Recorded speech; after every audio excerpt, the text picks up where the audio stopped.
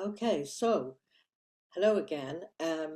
If you haven't already clicked subscribe, it'll be really helpful if you did. Thank you very much. And if you find these videos helpful, I'd really be delighted if you click like and leave your comments below. It really is helpful for me to know if they're useful and helpful for you. So survival mode, being in survival mode, it's not a failure of character.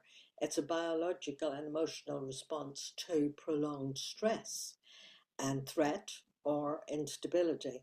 And all of us navigating childhood and just growing up into life uh, find life can be stressful because we're constantly figuring it out. But for many of us, and I would say probably the bulk of people, survival does become a way of life, and the nervous system remains on constant alert. And for some people, that's more than others. Um, that kind of anxiety, scanning for danger, even when life is safe, because many of you will have had unpredictability in your life and uncertainty in your life, and many of you then that's a familiar pattern for you, and you finish up with partners who also create unpredictability and uncertainty because like attracts like.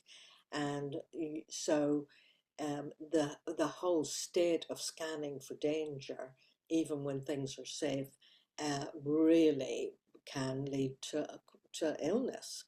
And this state narrows your perception, where you're kind of seeing danger where it's not there.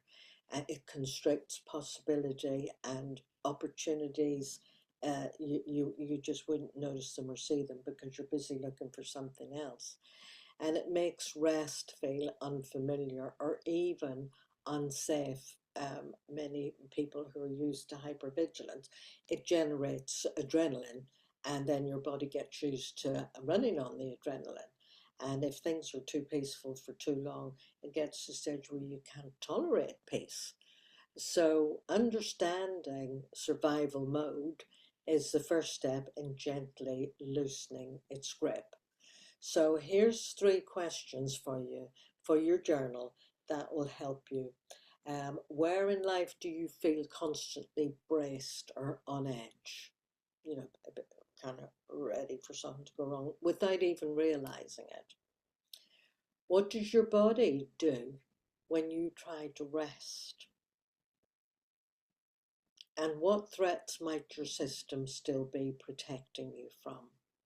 Now, there are only 3 questions, and I would encourage you to take the time with your journal to answer these 3 questions that goes with each video, and each one builds on the other one. So it's really a good practice to take forward. And I'll see you in the next video. Bye for now. Bye.